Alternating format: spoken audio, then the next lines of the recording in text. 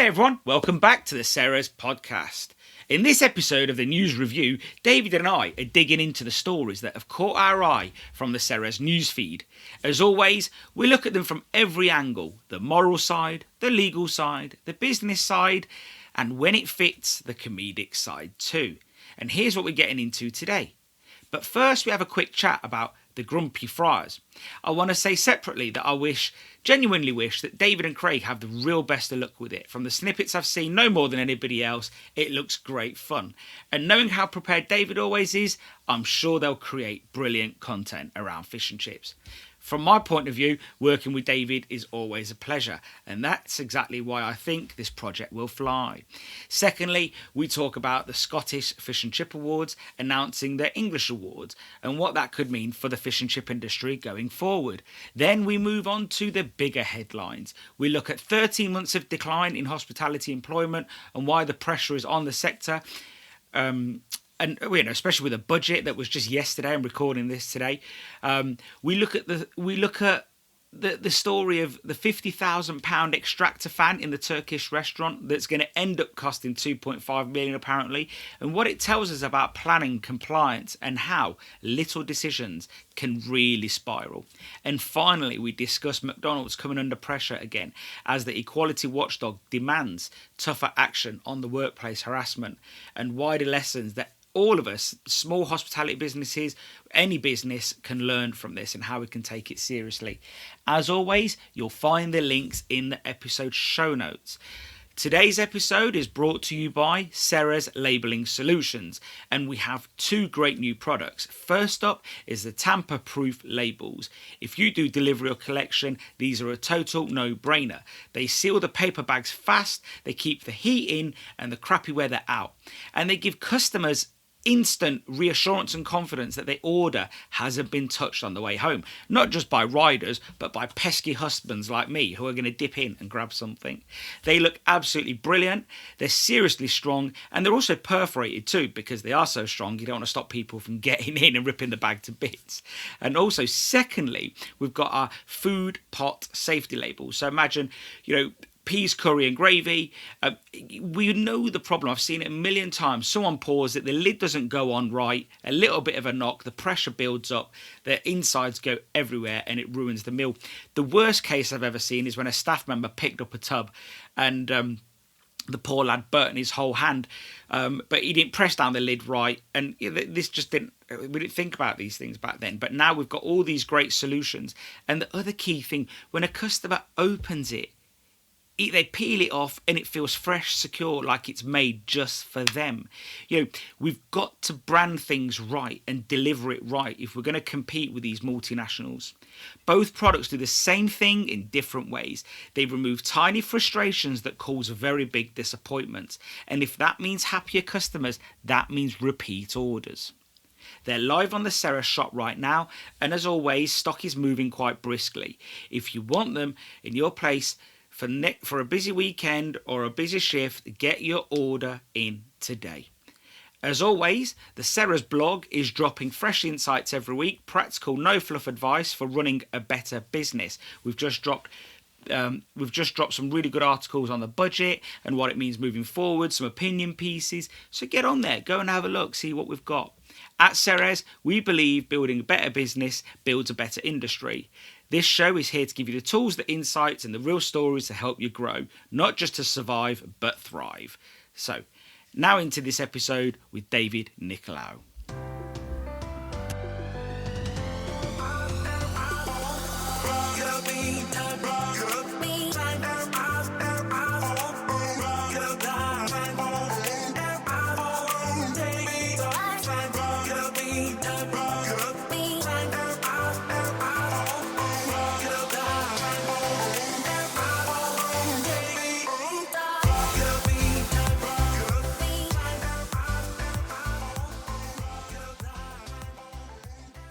Hello, mate. How's it going? Very well. Yourself? Living the dream, mate. Living the dream. Plodding on. I was thinking about you the other day in the non-weirdest way possible. That's good. That helps. Just to qualify this, on Thursday, what a mission I had, mate. I had to we've got a server in a co-location space. Yeah. Okay. So, for those that don't know, co-location means that you rent space in a server room, essentially. Sure. And oh mate, I had to go down there. Where is it? Oh, it's in Coventry, which isn't too Okay, far so away. it's too- Yeah. it's too When bad. I found the place, I rang them up and I was like, "Oh, they got." I didn't realise this till the other day, but they've got people that have servers there that don't ever go. Like that, they'll send them from like Dubai, Kuwait, Russia, Cyprus, all over England, you name it. And they're shocked when I turn up because they're like, "Whoa, You're down the road." road. Yeah, an actual person. A physical person. So Yeah. when I found it, I didn't know they were just down the road. So And- why did you have to go and turn up in person? Because why did I want to? Because we needed to make some changes to the servers. I needed to make some additions, and I thought I'd just do it myself. And I could have just sent it all in and let them do it, but I like to learn these things, and because Sure. if it goes wrong, I sort of have an idea of what happened. You think? Yes, I went and did it myself, and then turns out that when I was there, I literally just turned up, give him my passport, and he goes, "Oh, you don't need to give me your passport. I recognise you." I'm like, "Okay." He goes, "Recognise from last time." Great. Okay, that's helpful. Now, I did wonder, last time they did this, I remember texting the missus saying, "It's so odd, they just let you in." Like, well, turns out, there I am doing something to our server, and the guy comes in, a guy that I've never seen before comes in, well moody, well arsey. "What are you doing here?" I was like, fixing my server. And he goes, "Who are you?"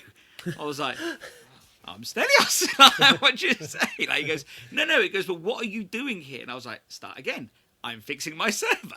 And he goes, "You shouldn't be in this room on your own." Mate, I am in the server room on my own. Yeah, well, you could just access anybody's data. Well, if they're not encrypted, you could. But at the very least, you'd break something, know me, because I'm going to pull a cable out because I want to use it. Yeah, like, I don't care, Yeah. do I? Like, and he's like, "You should not be in here right now." It turns out that they broke, just because they were purely being polite, the people that were there had broke so much protocol because they didn't want to say to me, "You're not allowed to do this."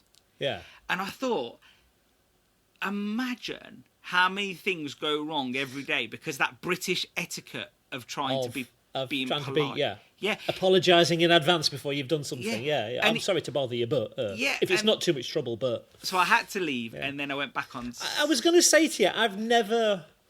I mean, I've worked in a few server rooms, and years and years ago, we had access to the police national computer, which, if you sit watching the prints come off the dump, that becoming quite interesting. Before they get confidentially wasted, that was quite... Yeah. Probably shouldn't be talking about this, but yeah, but everything was tightly controlled. It was all access control. You didn't get in and didn't get out. You know, there was dogs around ours. Oh our no, facility, there's these so, you know, double it's- doors that you have to go through. So you scan in. Yeah, They give me all the credentials, like. But based on, I thought I would recognise you from last time, and I'm like, that's clearly not great. Like, yeah. But so I go back on the Friday, and there's a new guy there. And they're not sacked everyone; that was just different shift. Like, and then the other guy came out and goes, "I'm so sorry." He goes, "We all got into so much trouble," and I was like, "Look," I said, "You don't have to apologise to me." I said, "I'm not asking for any special favour. Whatever I need to do, tell me." Like, and they told me everything. You got to get access codes, mate. It was like proper legit. Afterwards, I took my photo, and it basically at the beginning they were all just being too polite, and they're just so now they've got my mug on their computer. so now you've got to go in like Mission Impossible with wires from the vents. Yeah, I've got to do that now. Yeah. But I've got it sorted, and now I've got my own co-locate. Yeah, I've never really known anybody who, apart from setting it up, because it's all done remotely. yeah. You know, everything's done off the system. I had to remote. make an edition. Yeah. A physical edition, and then make that remote. Oh, okay. And now it's Okay. done. I've not been back Yeah, since. okay. But I have this ability to meld in anywhere. Like I remember, like I've done it before. Like Every man. man. I could do it all the time. I remember the old FedEx warehouse in Coventry. And I remember the first time I went through the front door, and I was like, "This sounds wrong. I ain't doing this. This is what everybody else does." Yeah. So the next time I go, a week later, I went in my old van. I went round the back, just like I was meant to be there. We had high vis on, reversed in the back, up to the belt, and me and my nephew, with our high vises on, started putting stuff on the belt. And they were just like, "You're right, mate. Yeah, not bad." And they're doing it, and they're scanning it like nothing's ever happened. We did that for about 6 months. Yeah, we're talking hundreds of parcels a week. Yeah. All labelled, until one day someone goes, "Who are you?" And it happened again. I was like, well, you know, and again, high vis. Well, yeah, exactly. And everybody trusts anyone with a high vis jacket. Years and years ago, a friend of mine had a aerobatic. He still has it, an aerobatic Russian yak. So it's an old post-Cold War trainer, and he bought it from a Yugoslavian outfit. Anyway, so he asked to show it at as a static display at the Waddington Air Show. Now, air shows and military bases are weird because 364 days a year they keep you out, and then one day a year they let everybody in. So he said to me, "Do you want to go and pick the plane up on Monday, and we'll go and do a bit of flying?" So I said, "Yeah, absolutely." You know, it's a sort of a tandem trainer thing, so I'm sat behind him. Anyway, we gets there about 8:30 in the morning. Gets through the gates at Waddington, and his son actually worked on the base as a mechanic, as an airline mechanic. So he used his car. They got straight through security, and then he says, "Hey, put this on." It was a flying suit. It was a green flying suit. So if you stood me next to the guy from the Dutch military who was taking an F-16 back, I'm just some fat bloke in a flying suit. And it's amazing. We got invited onto an AWACS plane to have a look on board, and like they never questioned who we were. Could be, I mean, we're just two blokes picking a bloody plane up, and it's just, I say, but people, once you blend in, that's it. Once you're inside as well. There's a lot to be said for how these security lapses can happen, because we're just polite. We don't think bad of anybody. I'm not going in there aggressive. Like, I look like I belong because I'm chatty and how you doing. And only ever happens on the films, like when they reverse a van up and shoot everybody, mate. Well, another story. You like planes. I didn't send it you actually, but we'll get on to it. We're giving people a little tangent here, but there's a little story. Sidebar. There's a story about. It's a sad story, so we end it actually here because it's a sad story. Did you see that story about a chap? I can't remember his name now because I put it aside the other week. But he was a baggage handler in Canada or America. I can't be sure right now. And he jumped on a plane. Yes. Yeah. And an ATR, I think it was. He was doing loops, barrel rolls, everything. And he was talking to control, whatever, and basically like saying how depressed he was and how sad he was, how he made mistakes in his life. And I'm just thinking, man, like this guy, like did the extreme level of that. He was allowed in the area, but he got on a plane, started it, had no intention of coming back down. Yeah. And it's a sad I think he did. I think halfway through, if I remember the recording correctly, he was saying like, "I need to get this back down now. I'm really sorry." And then ran out of fuel and dumped it into the sea. I took that as I'm gonna take this down now. As in. Well, it ended up in the sea, didn't he? A mountain or something, but he basically took it away from. I don't think he had any intention. No, and well done to the guy. What a way to go! Yeah, what a way to go! Like, he didn't hurt anybody. Well, physically. I'm more impressed he got the damn thing started because they're not a one push button. Was he a mechanic? No. Apparently, no. He was just a baggage handler, I think. Oh right, okay. And he practiced on Flight Simulator, hadn't he? Yeah, and that's just madness. It's amazing what you can learn nowadays. It is if you want to. Absolutely. But no, like.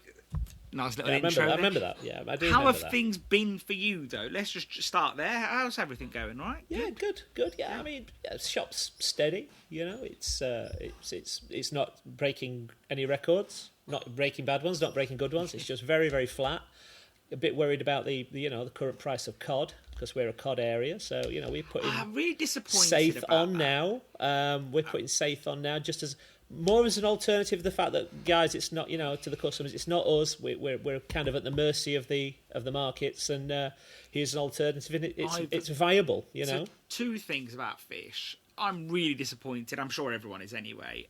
About the price of fish, and I think that there was some whispers a few months ago that we were coming to sort of the peak, and it wouldn't carry on, and it'd start to slowly treacle backwards. And that's just not happened. No. And that's a shame for everybody involved. And, it's not easy. And I've been quite optimistic. I think, if anything, that's my fault that I'm quite optimistic about things. And well, I'm very much, we've talked privately, and I'm very... I've described myself as an apocalyptimist. I know it's going to get bad, and I'm sure we'll get through it in some shape, form, or another. But... it's the you eat what's on your plate, don't you? Yeah. The second thing I was going to say, I've heard I'm not usually a big fan of pollock, if I'm honest, but I've heard that there's a new pollock.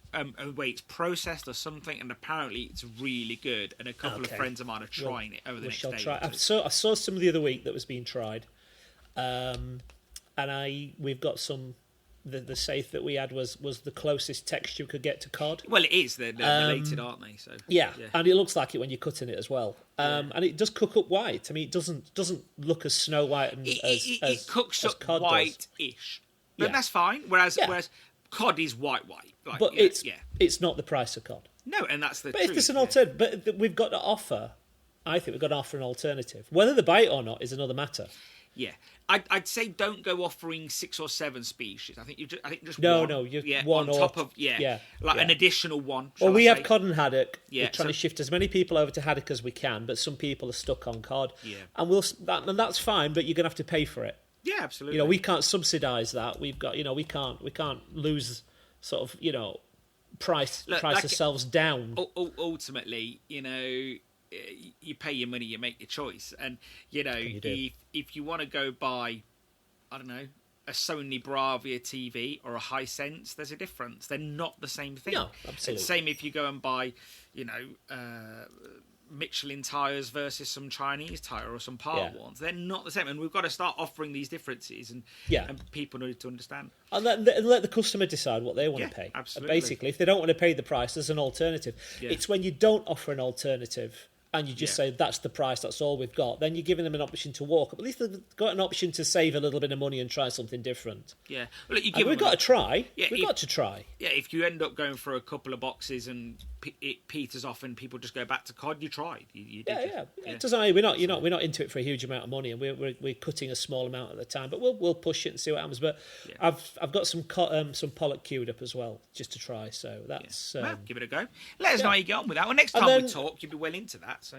And then a friend of mine who's got a shop in Barnsley said to me, "Do you fancy being part of something that he's kind of been working on?" And he pitched an idea to me, and I thought I sort of went backwards and forwards for a few months and thought about it, and I said, okay, let's do it.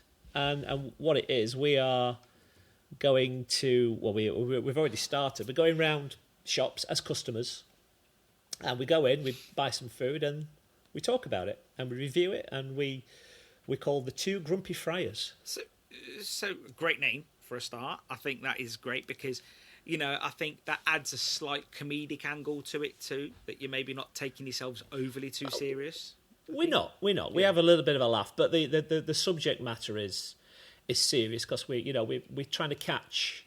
The brief is that I've said. Well, we both said is we want to champion fish and chips, really good fish and chips, and find all these unsung heroes. And I pitched that from Helen at Fry Magazine because I like the whole unsung hero thing where. Shops that would never go into an award, that would never even get on sort of the national radar. We're going to try and find these little hidden gems and champion them. And we've found some already. We've found some amazing. How do you go about finding them? What's your process there? Well, we've been talking to people. We've been talking to sort of general members of the public as well. Okay. So we just if we come across somebody, you're from that area. Yeah. Some tradesmen and stuff like that. We'll just say, what's good in your area? What's interesting? What do you think we should be looking at? And we gave a little brief, and we've been pointed to some good ones, and we've also gone to areas that we know where are good and bad shops, and there's been some shockers. Where it didn't. How many have you done already? Don't give us any details. I think we've done 12. Okay, and have you been surprised by anything yet? Yeah, pleasantly and unpleasantly as well. Okay. But yeah, I'm not going to say too much because they're going to be sort of coming out over the next few months, and then we're going to start again in the new year and do some more. But it's more about trying to catch people in, not trying to catch people out. We're not doing the sensational. We film what we're given, and we talk about it. And if it's great, we'll say it's great, and if it's not so great, we're going to have to be. You can't see something that's in front of the camera that looks awful and say, "Oh, this is brilliant." Do you worry that, from a trade perception, I guess there's a few worries. I guess, like, so from a trade perception, are you going to be trade bashing? And then from a customer perception or a consumer perception, would it be the complete opposite where it's just trade loving? How are you going to find that balance? Just being very honest. And we've got a scoring system as well. So we score, out of 5, we score the fish, the chips, the sides, which in most cases we pick peas, and then the vibe of the place, how the look and feel and the service and the warmth. So you can score amazingly well on your fish and your chips, but you can lose it on the peas. It's just about being honest and transparent. We're not bigging anybody up, we're not pulling anybody down. We're just, whatever we served, we talk about. And if it's great, we'll champion it. I mean, there's been some amazing fish, amazing chips, and the peas were just like a bit of an afterthought, or they've gone really wrong. Where so there's been some stunning fish and chips, and the sides have let it down. Or there's been some really lovely fish and chips, but the service was awful. Yeah. So and you just talk about what the experience we've had, and I'm hoping it kind of raises standards. Mm-hmm. And it's because we just now are a punter, and I blame you for it entirely. Why? What because did you said to the parents, you should really go out and see other people's shops and see what's going on out there. I didn't mean record the bloody thing. But you inspired me. Wow. Well, I have. And you've bred a monster. You've got me on this whole. I have been called broadcasting an route. Yeah. I have been called an influencer. So I've said to you, you're a disruptive influence. That's what you are. I am a disruptive force. You're a disruptive I'm not influence. Sure it works the way most people think it does. The law of unintended consequences. Yeah. No. So, but we're trying to be as positive and as praising as we possibly can be. We're definitely on the side of the operator. We're not on the side. We're not trying to find. We're not trying to sort of root people out. We're trying to champion really good fish and chips. Yeah, no, it makes it. Look, I'm looking forward to seeing them. I like the tone. I like the look of it already. When you text me that time saying that you were doing it, although you don't need to come to me for permission, you were just telling me. Out of respect, I wanted to tell you what we were doing because didn't want you to find out from anybody else. That's all. It's just out of respect. No, absolutely. It was, you're one of my closest friends, so you wanted you to know what we were doing first. I was going to message back saying respect my authority, but I didn't. I just held back on that. But no, I'd never stop anybody from doing anything. I love seeing progress. I'm all about that. I think that's what we should all be striving for. If everybody championed the other person, imagine what a great industry it would be, what world it would be anyway. But I'm always about seeing people do good, and I love that. So you'd never see any argument from me, ever. And I extend this now. I said to you earlier, maybe later on we get you and Craig on after you've put a few out, and we can actually discuss and have a bit of a laugh. Sure. Well, look, we're recording this on the 24th of November, so it only makes sense that we record it on the 24th of December. Yes.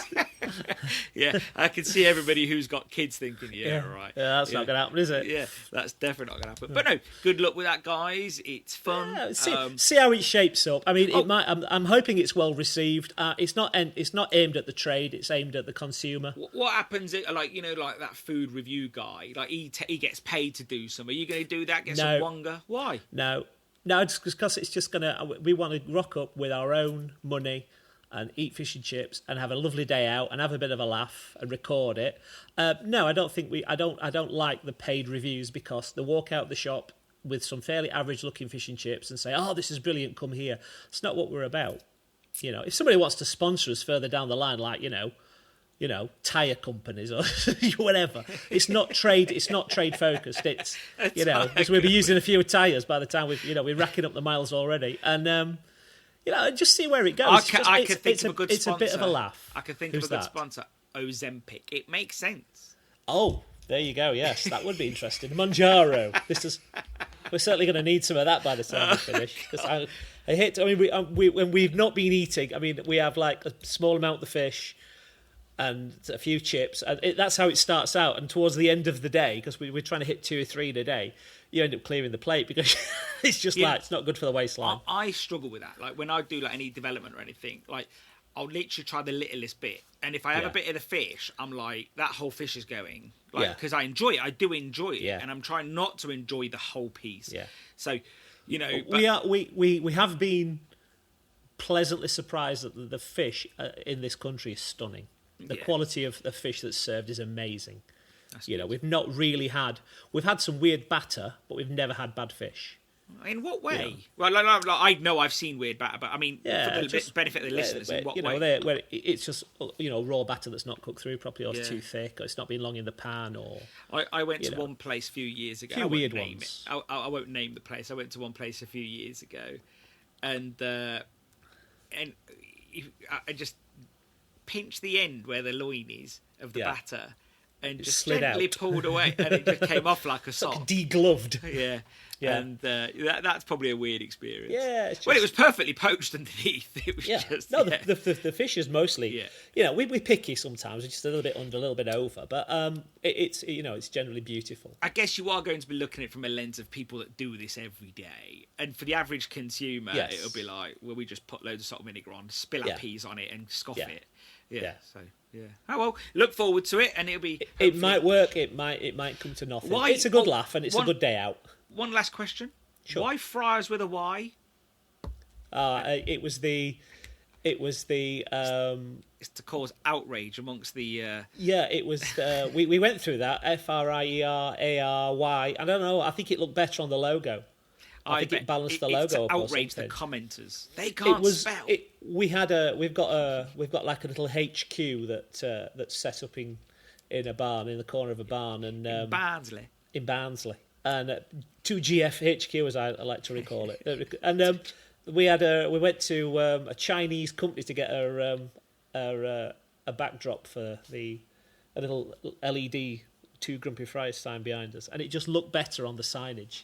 Where it crossed over, so I thought that looks nice. That would have been hilarious if it came with a spelling mistake on top of that, though, because coming from China. LC Signs, the guy that's on TikTok that does all the comedic stuff. So you see, you're now with all these content creators. You won't want to know us soon. I know. I'll still talk to you when I'm presenting the Grand Tour or something. Oh God! So moving on that. Moving on to actual what we're here to do today. Yeah, sort of. This is a little bit of sub note still. Cool. The Scottish Awards. Company, I guess. Migrating south. Migrating south to England.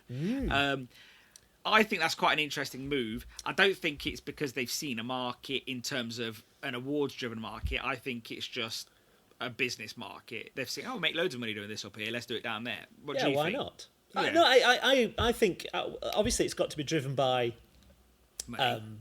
money. Yeah, I mean obviously it can't be running at a cost at a loss if it's a business that's doing it. And I read Mark's article, which I thought was brilliant. And we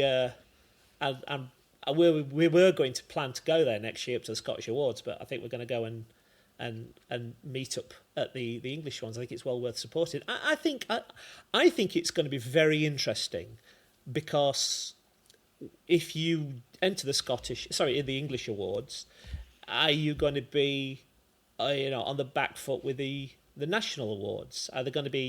Is there going to be any overlap with companies? Is it a completely separate thing? Is there going to be sort of a pecking order? There shouldn't be because there shouldn't be. But we have unfortunately unconscious bias plays a part in everybody's. The Fry Top 50 exists, and you can enter all of those at the same time, can't you? Yeah, but there's no awards ceremony, and there's no.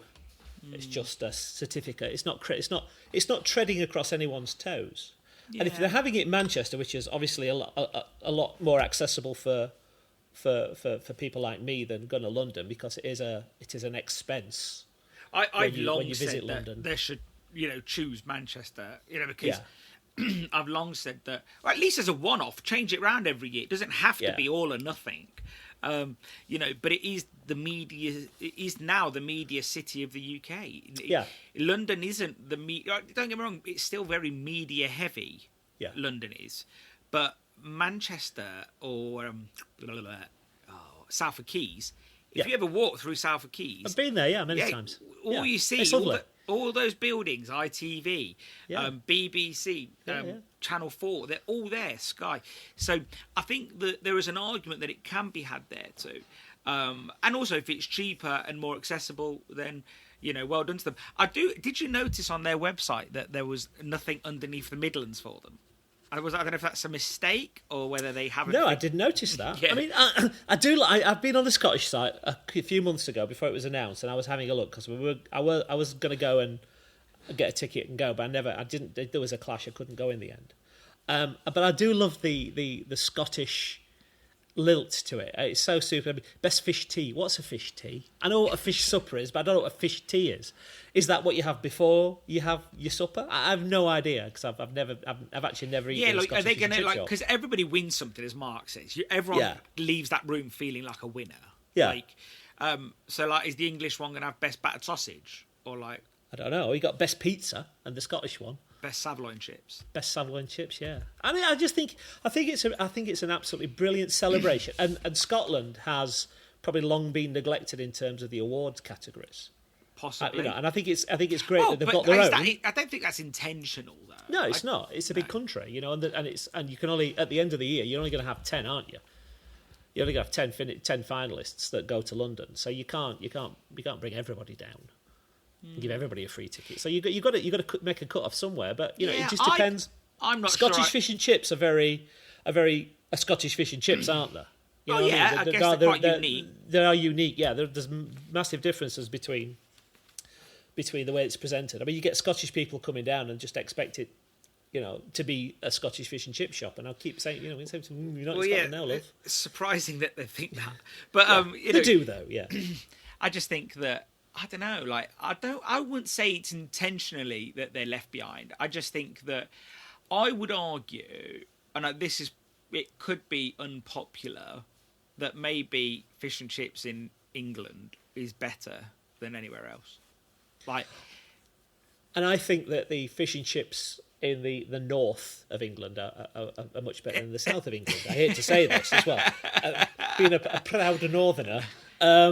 But yeah, from my experience, when I've eaten fish and chips down south, it tends to be better up north. I don't know if it's just something that we do well, or we sell more of it and it's more popular. So what we're talking about, we've got more choice. What you're going to find out as well is doing these videos as well is that a heavy dose of preference kicks in. Oh, so absolutely. Anybody in Scotland thinks that theirs is the best, and I guess that's true too. Like, sure. And what we'll find is that it'll just be interesting having something else and seeing how those awards play out. Well, we haven't really left the shires yet, as in Yorkshire generally. Yeah. So we are planning to travel further afield, but the first few we're getting our eye in really. It's back to the awards. Yeah, I think it's just it's much nicer, I think, to have a big. I see this more as an event with an award, as opposed to an award with an event, which is what the nationals are, because it all builds up to the final in London. And if you've ever been a contestant, you've ever been up for an award, it is such a massive emotional roller coaster when you're on there of stress, because you just don't know what's coming next after especially if you win. So it'd be nice. It'd be nice just to celebrate fish and chips and have a good night out and pick up an award, as opposed to of what follows on from it. Yeah, I think if you go to have a good laugh and then you get something, even better. Yeah. But yeah, like you say, maybe the stress is the difficulty. I always found it really stressful. The day was very stressful. I think I've had a few people come back to me about after Mark's article saying negative things about it, saying that it shouldn't exist and it shouldn't encroach. But then I think lots of people were negative about the Fry Top 50 Awards, and I think that's one award that can continuously has evolved and got better over the years. Yeah, me too. I think early on people criticised them, but what though? Like, if they get 200 entrants, I didn't realise this until recently. If they get 200 entrants, all of those 200 shops get immediate feedback once it's been concluded. Yeah, and the feedback is extremely detailed and comprehensive. Yeah, So, that's quite a big thing in my view. And also, there's 50 to 55 winners because some years there is more because there's ties. Well, and the threshold, you can't, you can't have a hard score. cut-off, No. And I do like the idea of to some degree, not having one winner because then you've got 50, which is a bigger story. I just wish that Fry 50 would do a little bit more with it to celebrate those 50 shops. I don't know. Like some sort of. Oh, you did have an idea. Some sort of event or something. So you think if they bottled it on with an event, then? So again, an awards process with an event. With an event, yeah, just something to me. I mean, just you wouldn't have you contribute, just increase the ticket price and add it on a bit. I don't know, or just offer tickets. I've not thought much beyond. We should get people together and get all those 50 operators in that room because it's. When you come together, it is a very fertile environment for exchanging information, isn't it? Really, it's a good networking event. I just rolled my eyes when you said the word fertile. Fertile environment. Sorry, it just sounds wrong. Can you choose a different word? No, I can't. I think it's perfectly appropriate for what I was trying to. The image I was getting ahead. Maybe I'm just disturbed. Yeah. So look, they'll listen to this and they'll take the feedback, and they always do. That's one thing I really appreciate. They take on the feedback, and I do think that that's something quite good. But I don't know. There's not much more to say. I think. No. Oh, other than that, will they bring out a Welsh award and an Ireland award? I can't see Wales being big enough to support its own. Why though? You've got quite a lot of shops in North and South Wales. Yeah, but at the end of the day, it's got to be sponsored because it's a free entry. Yeah. I guess. I think the English ones are going to probably. I take it's going to be south of the border. It's not just going to be English, surely, is it? Well, what do you mean? Well, I mean England and Wales. Would it be England? Oh no, and Wales? I think it just says England. Yeah, oh, okay. Yeah. They might be planning an Irish one and a Welsh one. Then who knows? Yeah, but again, maybe they rushed the website to get it out for the launch of the Scottish thing. Who knows? But yeah.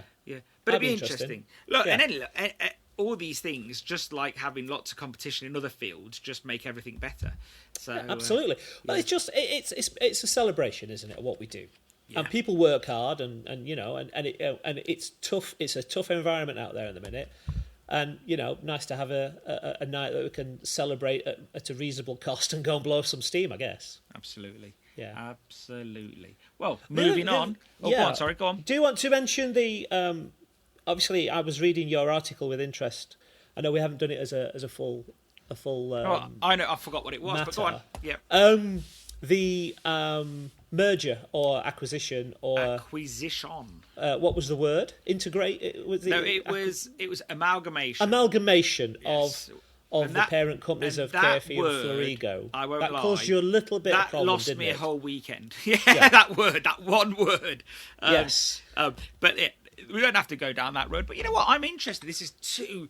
Well, over here, we look at it as, from our lens in the industry, we pretty much look at it as Caremco and Florigo as the brands. And in Holland, if you zoom into Vorden, which is where they're made, it's QB Tech, and it was Ducat who bought out Florigo, Hegro, and De Kuiper or De Kuiper. I'm not sure how you say that. Rob did tell me. De Kuiper, I think. De Kuiper, yeah. And we've just done a podcast with Rob, and that should be going out today, actually. Oh, okay. Although people may get confused because this will be going out after. But anyway, it's going out today as of recording. It's interesting because it makes QB Tech like a huge thing. Like, they were big anyway, but now they're like mega big. Massive. Like, yeah. And have you got the chief exec of that queued up?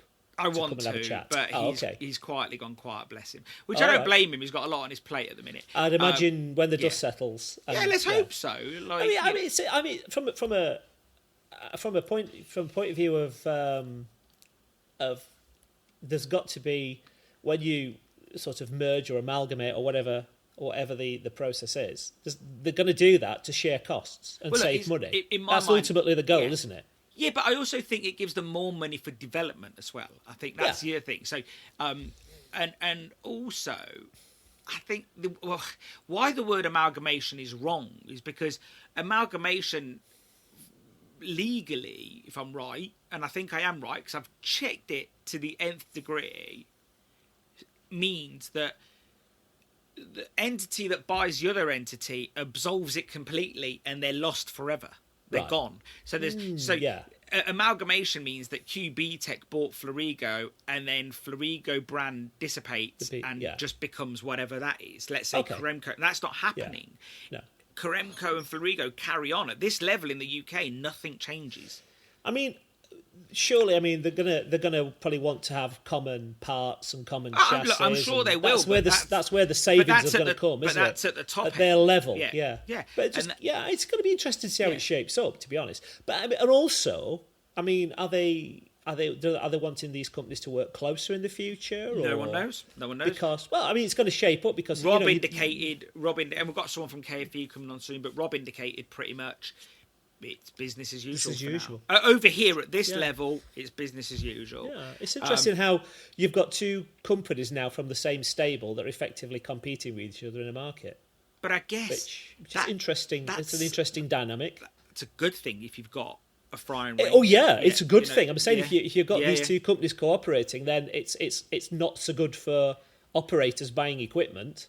But it feels like to me that QB Tech are a bit like VAG Group. Yeah, Volkswagen. I think you explained this to me. Yes. Yeah, and I think that's the way I see it. Is that Volkswagen, Audi Group own all those brands. Yeah, and they all work independently at this level. Well, and if you crash a Lamborghini, you can use Audi parts. They're mostly Audi parts. If there's a guy that strips them down and talks about but it. in fairness, so they share common components. Yeah, but Lamborghini's better for it, isn't it? If you think, because Lamborghini's before Audi by Audi. They were awful. They were awful. Not that I've ever driven. I have driven one on a track day, and it was it wasn't great. Yeah, I don't know. I'm interested. I think it's amazing for all these companies involved. I think it's going to be massively interesting moving forwards, and and we've obviously anybody that's got a Dutch range is going to pick up on this story because it will have some impact moving forwards. I'm sure it's going to be. One thing I asked Rob is that I can't think of any other range manufacturer in the UK that will be holding a candle in terms of manufacturing numbers to this company now. No. Rob said, and you'll hear it on the podcast when it's out, but Rob said that, but you've still got like Pitco, Frymaster, but they're making, what I tried to explain, and maybe I didn't explain it as well as I would have liked, but they're making loads of single fryers, like, maybe 3 bank, like for someone like McDonald's, a Frymaster, 3 or 4 bank, but then yes, that makes sense, but no one's making the numbers of complete ranges like QB Tech. That is, I think that is a huge scale. Well done to them. I mean, and as I say, it's an opportunity to share skills, expertise, components, factory space. Who knows? Who knows where they're going to, when they start picking the bones over it and see where they can save money. And that's the idea. When you merge a company, you get economies of scale, and you integrate these components together. I think you see it more from saving money. I think they probably see it more from that's definitely a key thing, but I think scale of economy really does in terms of how you can buy better equipment, do this. But no, and these companies weren't shabby at all anyway. They already got the best equipment.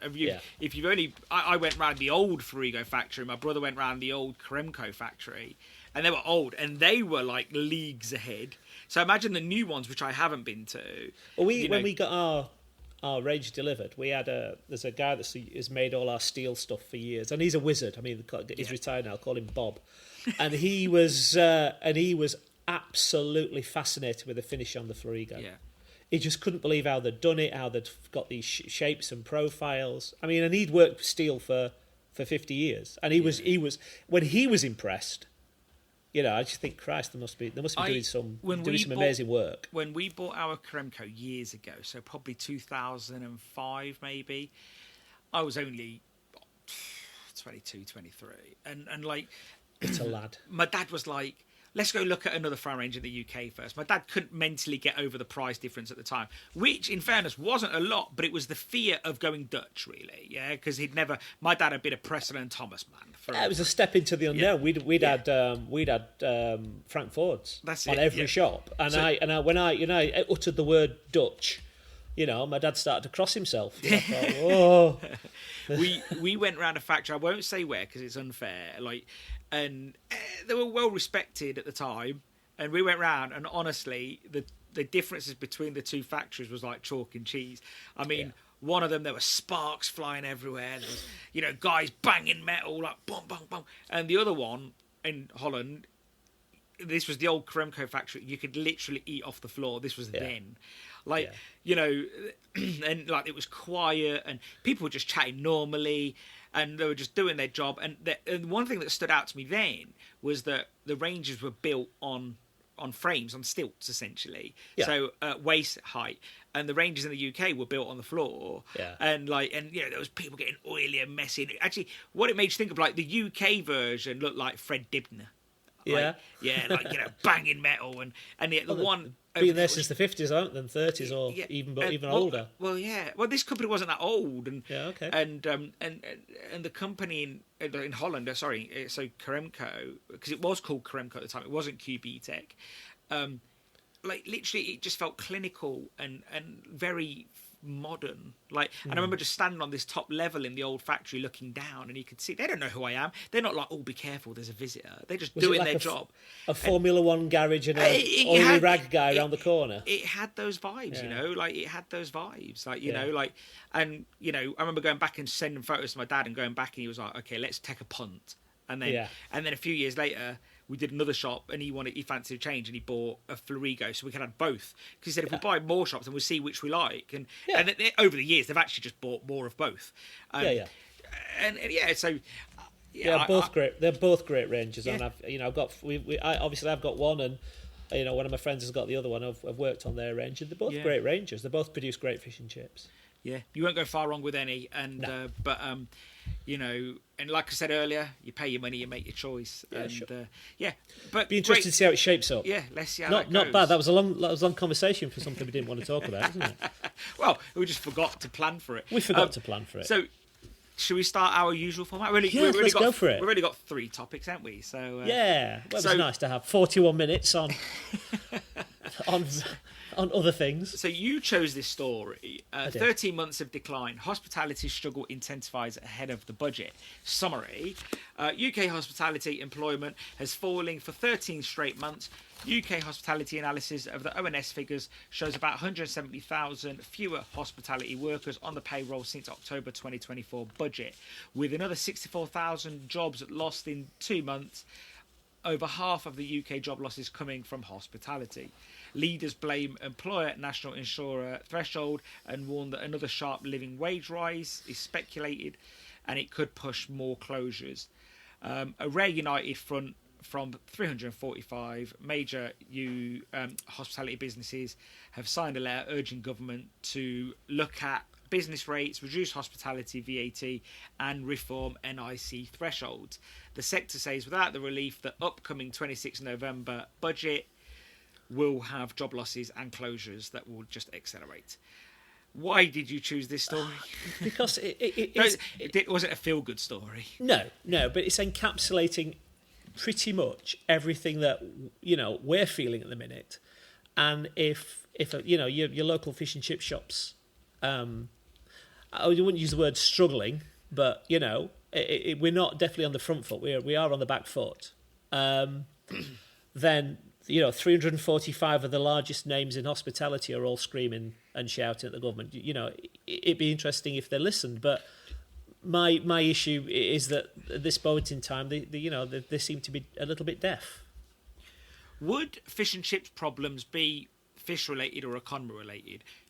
I think there's a good deal of both. I think you take. How much is cod at the minute? We're paying just a rough figure. 265, 270 for a good Icelandic. If it was 200, £200, yeah. If this is a hypothetical question, I don't expect to get a calculator out. If it was 200, would we have the same issues? I think yes and no. So fish and chips would be a cheaper offering for sure. Your price wouldn't be as inflated. And I was, very oddly enough, we just updated all our prices the other day, and I was looking at the digital screens from 2018, and fish and chips should say fish, has pretty much doubled in the last 7 years, which is a hell of a rate of inflation when we were just ticking over at sort of 3 or 4% since sort of 2004, 2005 up until this point. But yeah, I mean, the general cost of energy to people's houses, the cost of food, people having to make choices where to spend the money, and we were we've called before, we were a very cheap meal, relatively speaking, and we now I think you've coined affordable luxury. Oh, I think it is, but we're still up there. We're still not up there. We're still down there with others. Yeah. Like, I think that we're at the point. So I think now we're at the point where, and I said this ages ago, when fish and chips hits £10, make sure your product's great.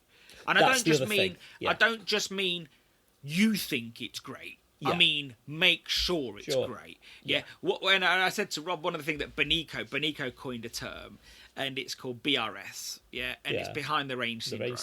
And that means everybody knows everything behind the range, and go out in the real world and we become normal again.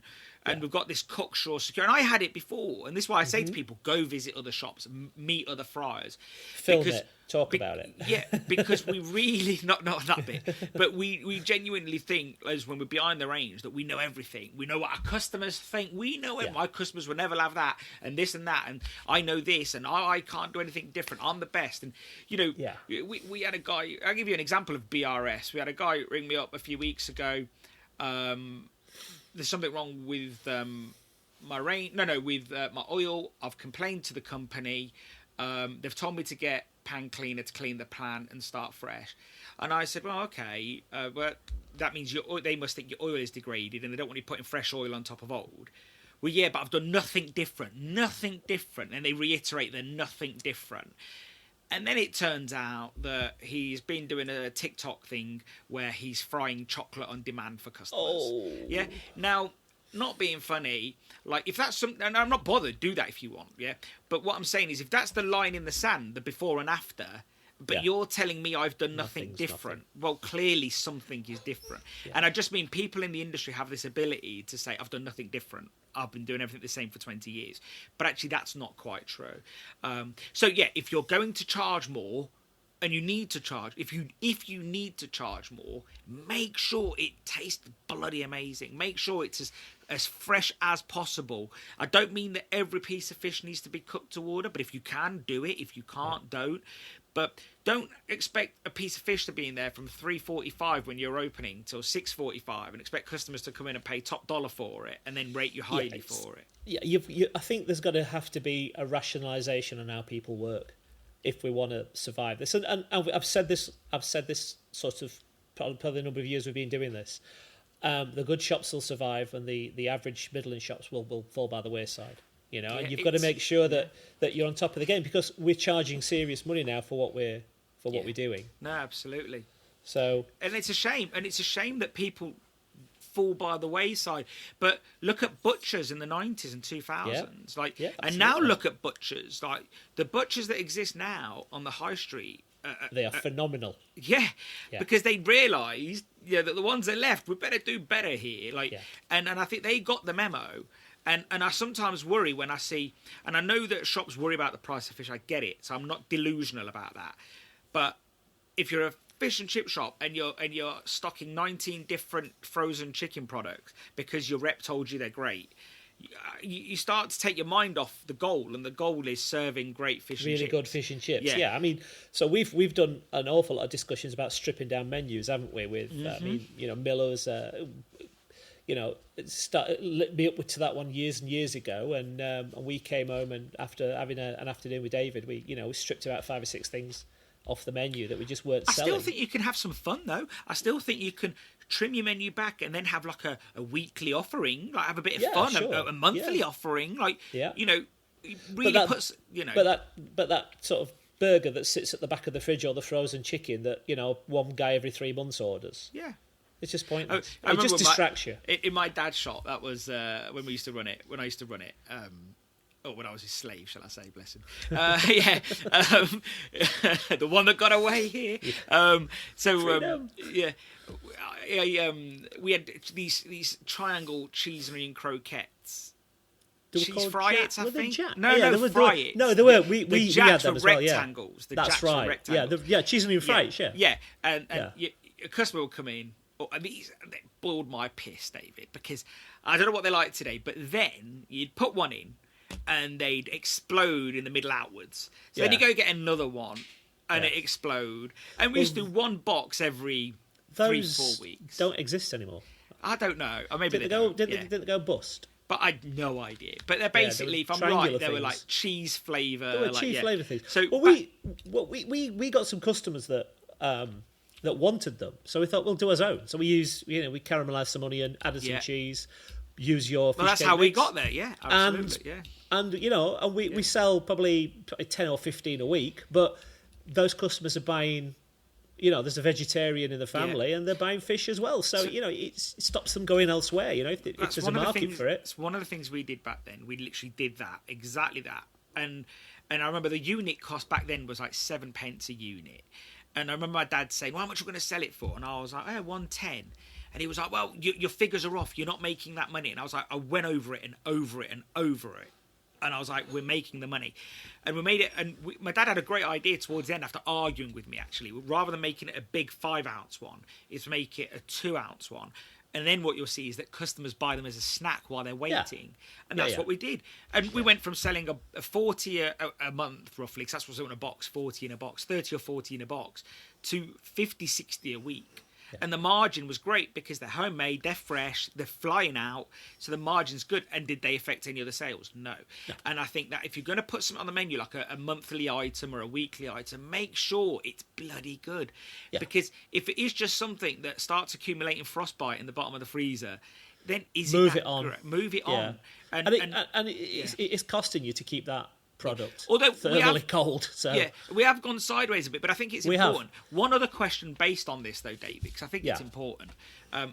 Is fish and chips hospitality or retail? Because this article was about hospitality. I always think that we are hospitality. I don't think we're retail. I've never considered myself as a retailer. I've always considered myself as a hospitality business. See, I know the hospitality that people experience is very brief. It's 5 or 10 minutes, but you want to make that wait as effectively as short as possible, and you want to make the welcome as warm as possible. So I think where we're wrong, though, because I think there is an umbrella term for it, and we slip ourselves in there.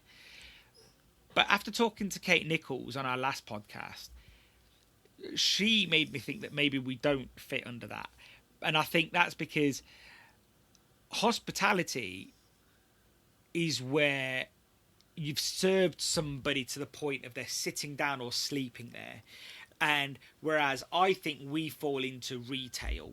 So Greg see themselves as retail. And I wonder if the difference is sit-down fish and chips hospitality and is takeaway fish and chips retail. And then I wonder, when we're trying to get all this VAT reform and such, the government... Because I got in touch with about 17 different government departments for FOIA requests. And I said to them all, can you send us any data you've got? ONS, all of them. HMRC, any data you've got on fish and chips. And do you know what they all came back to me and said? That falls under retail. Now, so when we go out there, when I say we, I mean the industry, saying we need support, yeah. I wonder if they're looking at it thinking, well, actually, retail's doing all right, because you've got the likes of McDonald's, Burger King, all of them, like Greg's, thumping through. And then you look at hospitality, which we're not under, thinking, but then even hospitality, the data shows that actually it's okay-ish, that hospitality venues don't stay closed for very long, is what I mean. No, but I mean, 170,000 people less in employment, half of them are in hospitality, 64,000 in the past 2 months have gone. I'm not saying that's great news. So it's not, don't get me wrong. When they say we're doing all right, I mean... No, but the difference with hospitality, I think, from the data sets, is that if one was to close, I know this sounds awful, that is someone's life and family, but if you zoom out... and you see 100 close, how long do they stay closed for before another restaurant opens in its spot? Well, I think that information is interesting, but I think it is now outdated because Possibly. I don't see many empty shops in high streets and and especially in town centres being gobbled up by brand new restaurant openings. You know, I don't. I know we've talked about this before. These are Turkish Phoenix barbers. businesses. Something else will come up. Yeah, it's basically Turkish barbers that's popping up there, nail bars, or just empty. Yeah, well, Turn them into flats, you know. So I think what has happened before is now we're in a different space now. Whereas Possibly. when there was recession before, then we got through it in 1 or 2 years, but we don't seem to be coming out the other side. We just seem to be slipping deeper in. I mean, and we're, you know, okay, fair enough. They're asking now for a reduction in business rates or a reform of business rates, which it's long overdue to be. Oh, that's a mess. That's been a mess for a long time. We've covered a lot of this, especially on the podcast and your interviews as well with people. The cut the VAT for hospitality. Okay, we're probably going to get something off that if there is a cut. It's not going to just say okay, pubs, hotels, but not fish and chip shops or McDonald's. You know, it's going to be. It's going to be umbrellaed in, but it's not unless it's a massive amount. It's not going to do a great deal.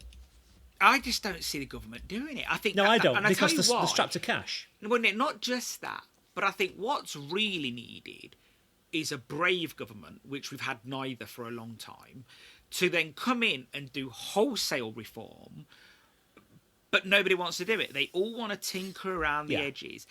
And the problem is, so I get, and we've had this debate lots, and listeners will be bored of my rhetoric on this, but it's all right saying we want what Europe has, but the truth is we can't have, as far as I understand it, what Europe has, because Europe, yes, does have for the most part lower VAT on hospitality, and in some of those countries they have higher than that VAT for retail, which takeaway food falls under.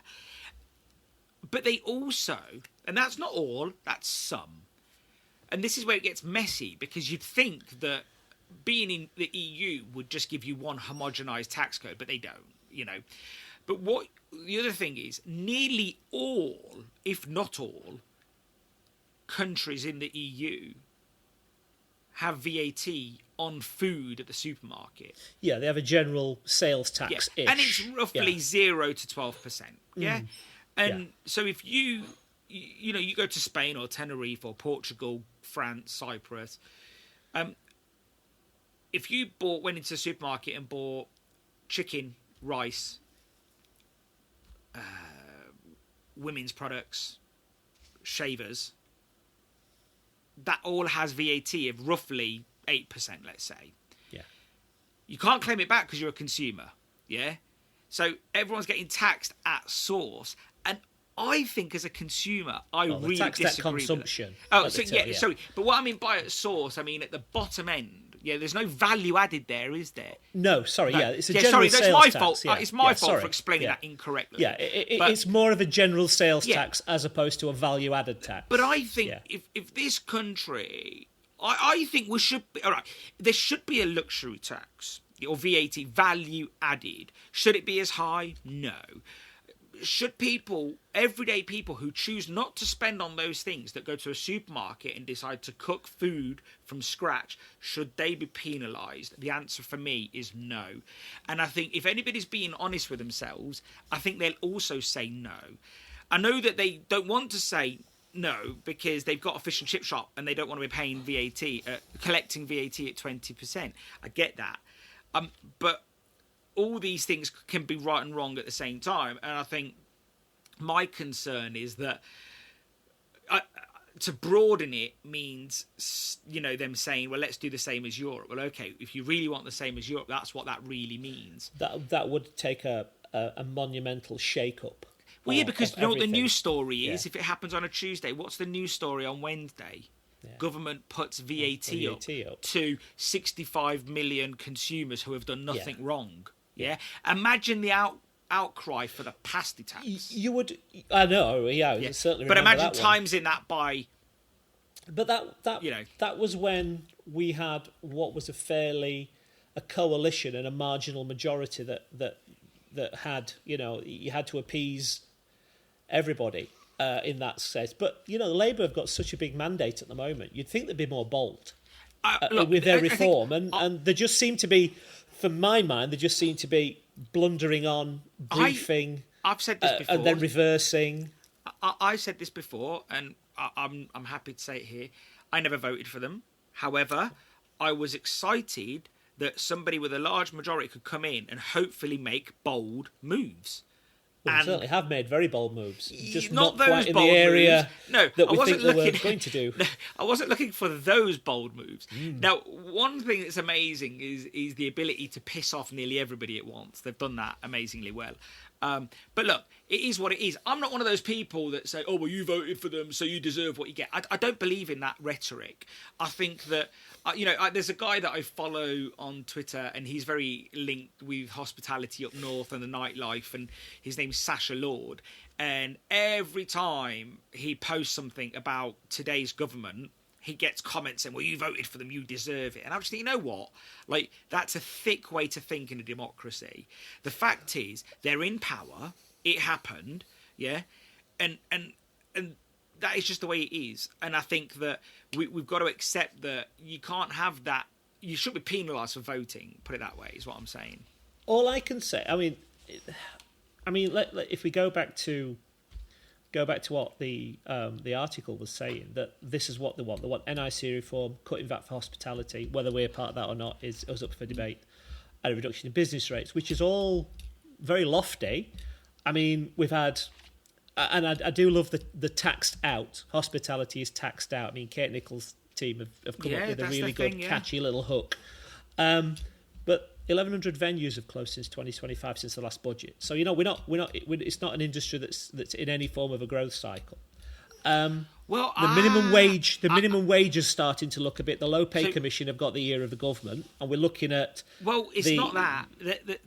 Just to turn that around, the government. I wrote it down in my notes earlier. The government have got the ear of the Low Pay Commission. No government since the inception of Low Pay Commission. Or Fair Pay Commission. I should say the Low Pay Commission have got the government of the ear of the government, not the other way around. I do think it's the other way around. So you think it's the commission has the government's ear? No, other way around. Oh, sorry. Oh, so we're on the same page. I think every So there's not been. Go on. Here's the issue I have, and I'm sorry to interrupt you. That's all right. I've often thought that the background to either the Conservative government towards the end of the last 4 years of the Conservative government and Labour, there's not a great deal of division in between them because they still use the same think tanks. For a long time, it is from what I can probably see.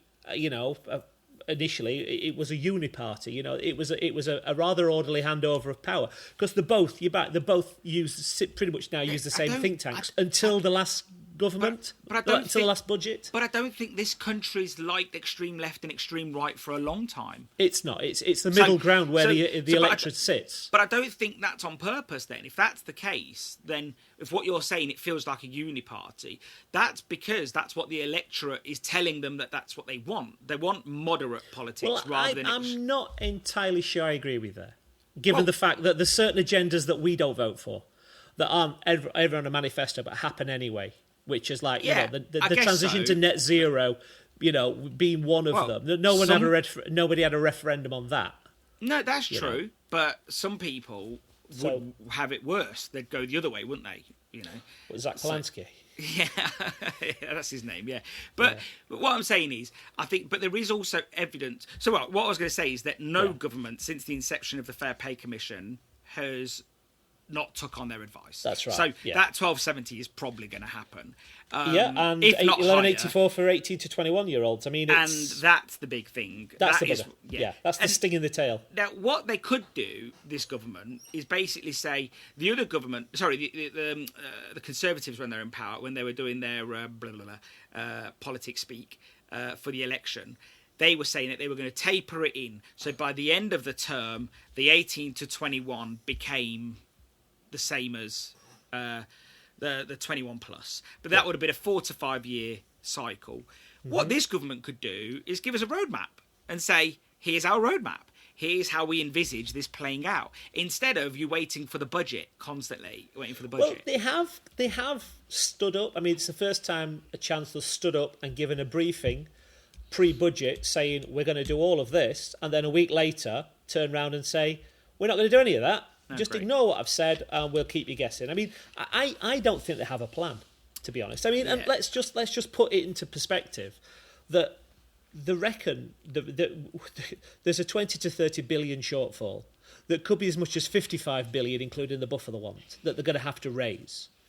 And they won't increase VAT, they won't increase income tax now, so they say. That was last week. What happens on Wednesday is another matter. So there's going to be it's described as a smorgasbord of tax increases, little bits here, little bits there. Yeah. But we're going to get hit again, mate. I'm sorry, I just think businesses are going to get hammered. But, and here's the other issue. When we start putting all the incidental taxes on, either it's sin tax or indirect taxation through VAT or petrol, that has a drag on the economy. And whether it's a headline figure on your pay packet that you can see, or when you go and buy something, you still get the same tax bill at the end of the day. And no economy has managed to survive anything more than 41.5%. And I think we're there now.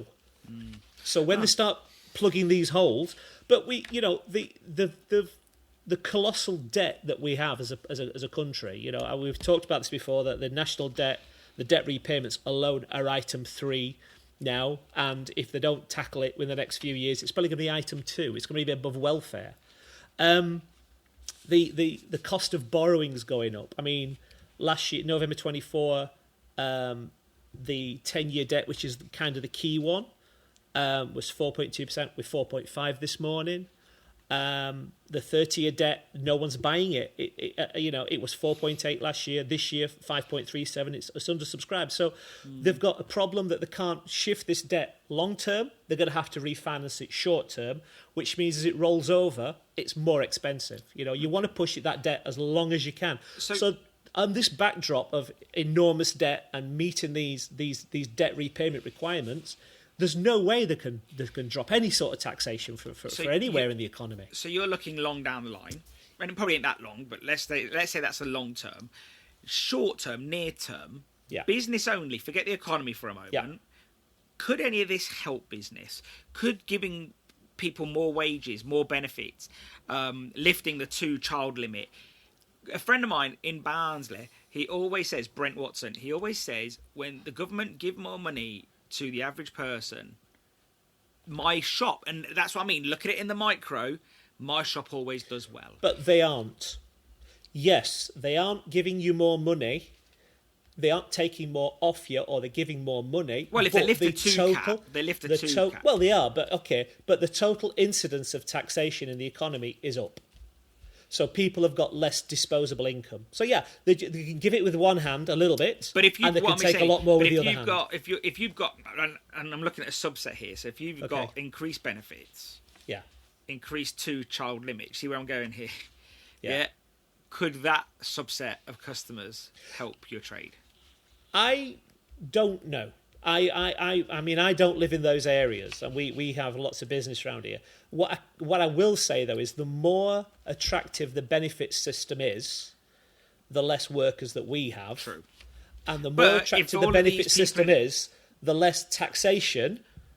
But if all of these people, the worse problems are going to get. But if all of these people from hospitality have now got a job, where have they all gone? They may well be on PIP claims. I mean, they're through the roof.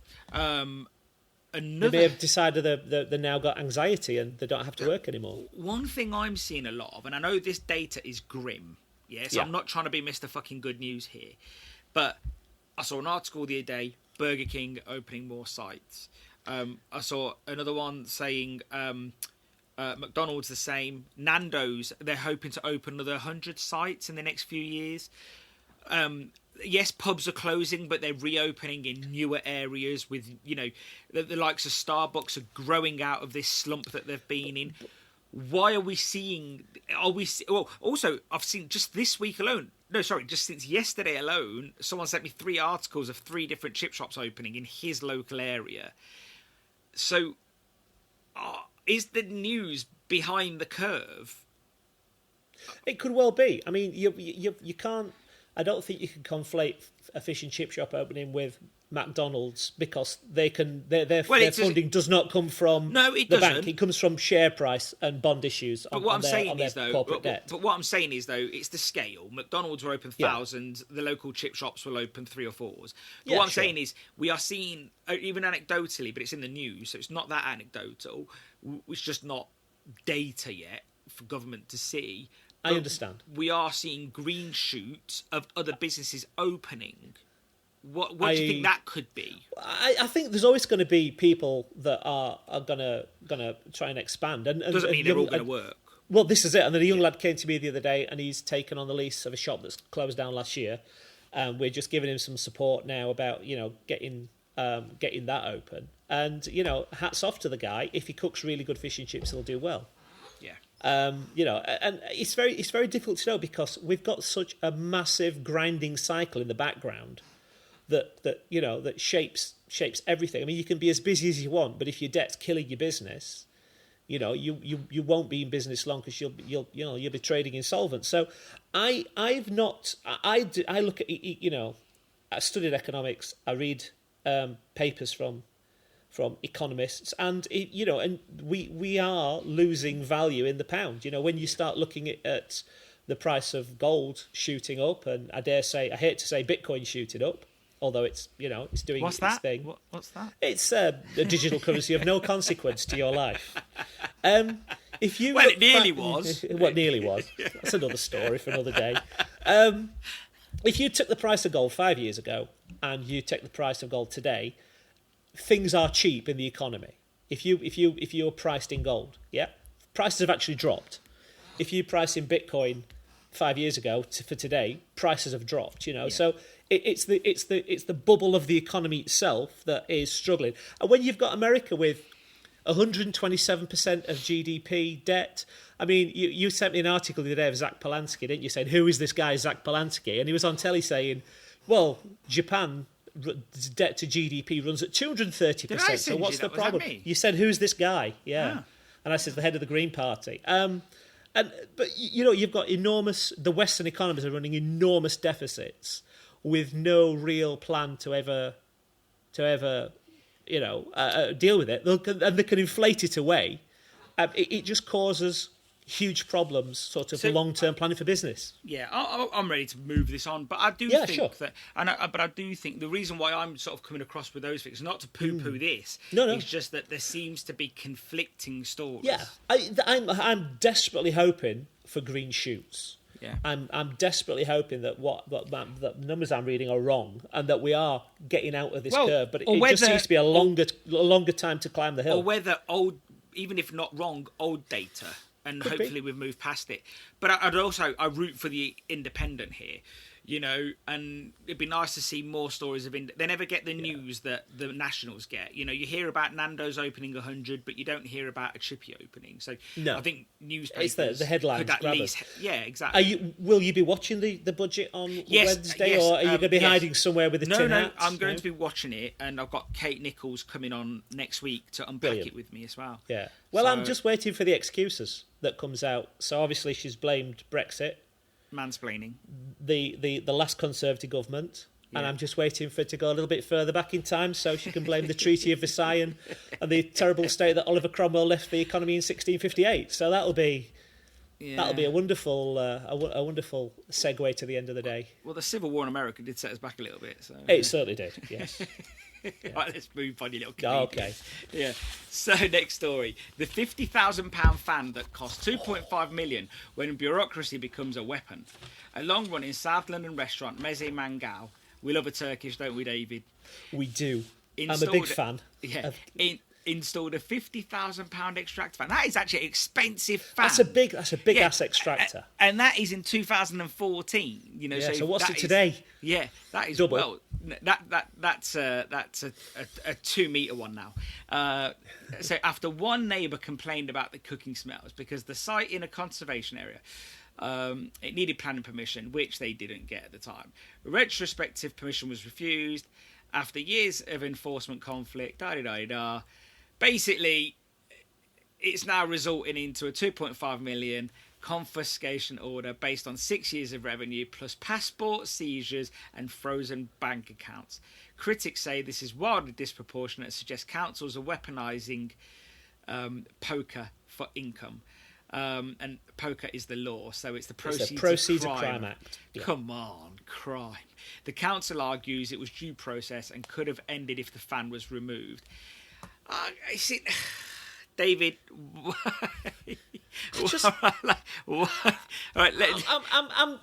I'm impressed on both sides of this. This is just like, what about? I know it's a David and Goliath story that's been pitched as. Well, I don't know. It's a bit of a Goliath versus Goliath because this is a big restaurant. It's not a teeny restaurant. This is It's only doing $10,000 a week. Really?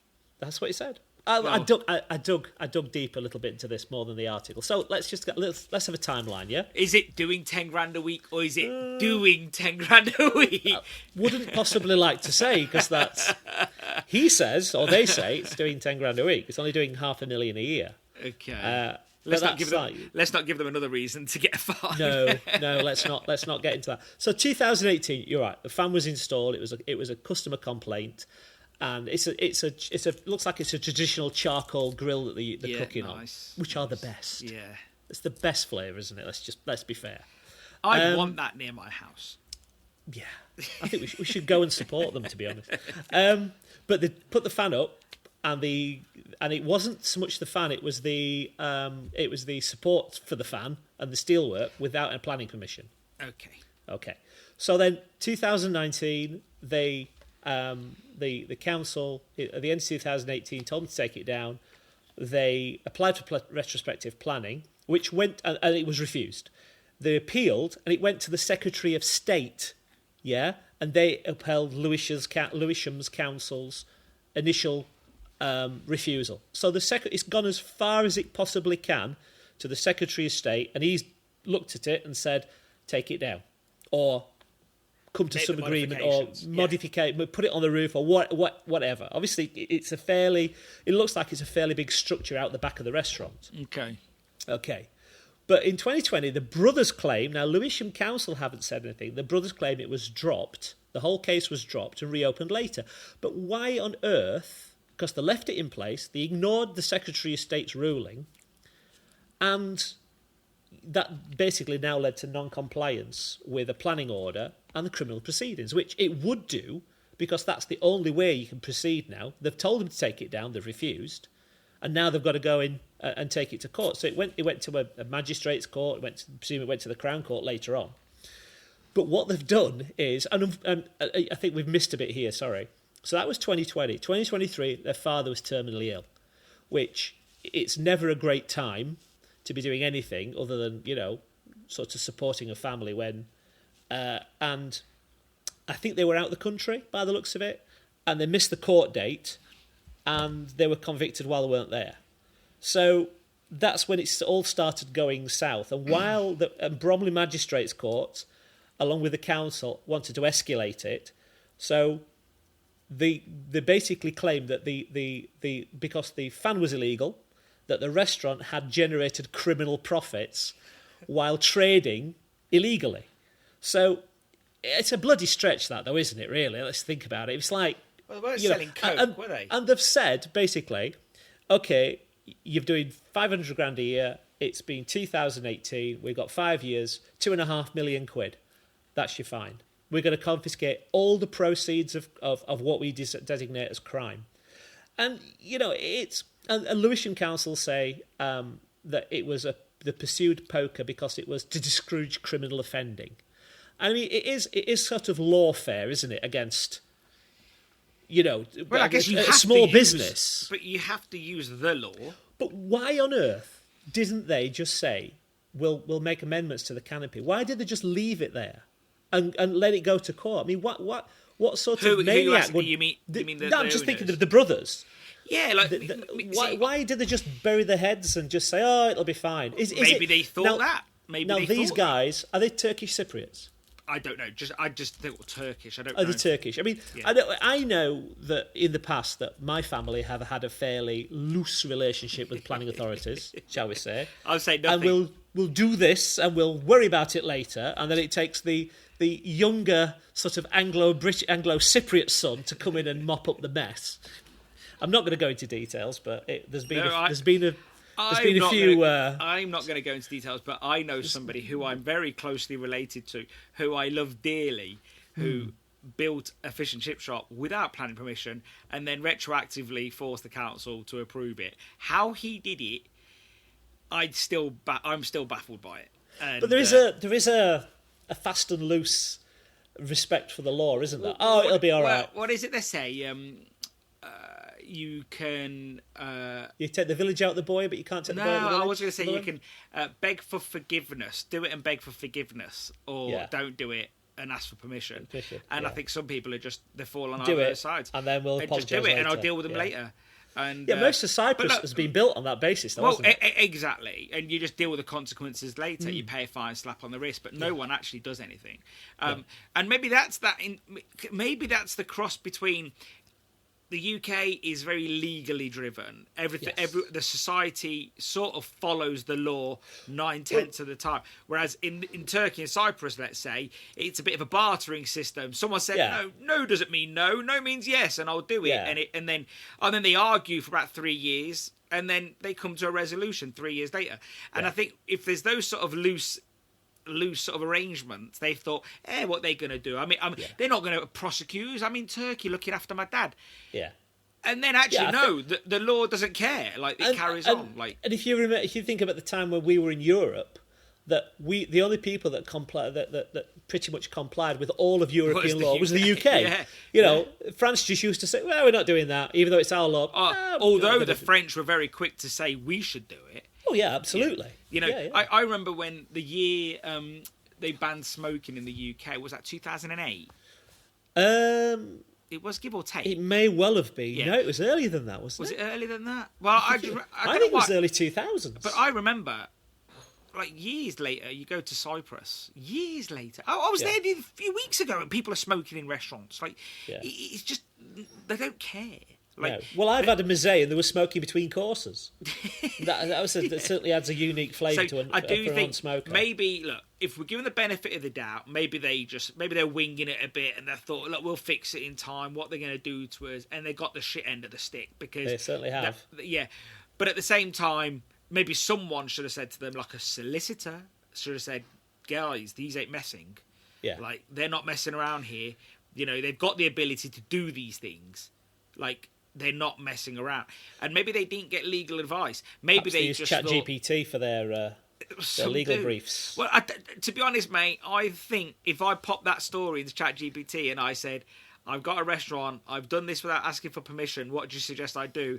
I would imagine within about 3 minutes the answer's going to be, go get yourself a solicitor or comply. Yeah, well, chat GPT 1.0 was a bit wonky, which is probably what they've used.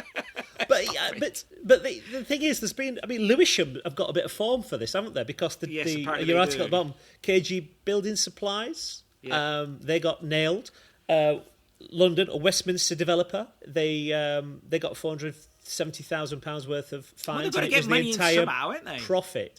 Well, yeah, we're strapped for cash. They've got to get. You can't. There's only so many parking fines you can levy, isn't there? In fairness, though, if it was a genuine complaint, regardless, they've acted on it. Like, if you were the guy living there, that odd psychopath who doesn't like the smell of charcoal and meat, then God knows why. But let's say that's you, and you've complained to the council and they didn't act on it, you'd be really miffed. Like, you'd be like, you know what? Like, I ain't having this. So I guess it is their job to enforce. I just feel like these brothers should have got some real support early on. Like, I think the problem seems to start when they didn't turn up to court. And that seems to have set it on a trajectory. Was that communicated beforehand? We cannot come to court because my father is poorly or dying. We have no idea. No, and I think that's because I've been to court in the past. But it's the courts, it's the magistrates' courts that have gone down this road. Yeah. I know Lewisham Council escalated it, but at the end of the day, it was the criminal courts. Yeah, once it snowballs, that's it. Yeah, it doesn't come back. Once it's in that system, it's very difficult to pull it back. I remember when Alex was a baby who was in hospital, and I nearly had to go to court, which I'm about to say, and for some reason, I'd got caught speeding and just never dealt with it. Similar to this, I'd imagine. It was at the bottom of my list, yeah? And my son was in hospital and I really couldn't be bothered, if I'm honest. And then I got a letter on a Friday saying... if we don't get... well, I did get the letter on a Friday. I'll gladly say I opened the letter on a Friday. God knows how long it was on that pile for. And they said, if we don't get a response by this date, your licence is revoked. Yeah. And I rang up and I basically grovelled and I explained the situation. And they said to me, sir, we are with you. Yeah. But you should have communicated this to us before. Yes. We live in the UK. We would have helped you get through this. Yeah. And honestly... And maybe there was a bit of fear or whatever at the time with everything going on. And then they said, here's something you may not know. If you fill out that form and take it to the post office right now and pay for recorded delivery, it's not yours anymore. Legally, we have received it. It's in the system. Yeah. No. Legally, we have received it. Yeah. If it's sent, if you get a signature of transmission and they've got to sign for it, it's then in their system. I think overall, the UK institutions are quite fair. They're not going to come after you like this. And I think I feel for them. I do. Yeah. And I don't see... Yeah, sorry. No. I don't see it as a David and Goliath story. I just see it as somebody who's deaf, who just thought, it'll go away. We've got something else to do. And I don't blame them. You cannot go for 5 years, or now 7 years, with this and say, well, we don't want to take the damn thing down. It would have just been easier to move the damn thing. If they spent 50k on it, like, what would it be? Another 10 for a few bits and bobs to change it? Yeah, mount it on the bloody roof or something. I don't know. But you listen, at the end of the day, they've ignored the highest planning authority in the country and said, we'll just leave it where it is. What can happen? I mean, we've all dealt with this mentality. What could it's happen? in the families. What could possibly go wrong? Yeah. Exactly that. And but they're using it. They're using POCA now to escalate stuff, and it's happening. Yeah, but there's been a creep from councils. I don't know if you remember when people were applying for schools and they were living out the area, they were using anti-terror laws to snoop on the phones and intercept messages. To see what the parents were doing. And even to point of like putting rubbish in the wrong bin, that was under an anti-terror law as well. They were using those laws. But, so laws do creep. Al Capone was put in jail because of tax, and half the mafia was put in jail because of what's it called, RICO laws. And that they weren't developed for mafia. No, they weren't. So they were used for financial fraud, weren't they? RICO. So I think that. This is the way laws are, and it's their job to prosecute, and it's their way to find a way to prosecute.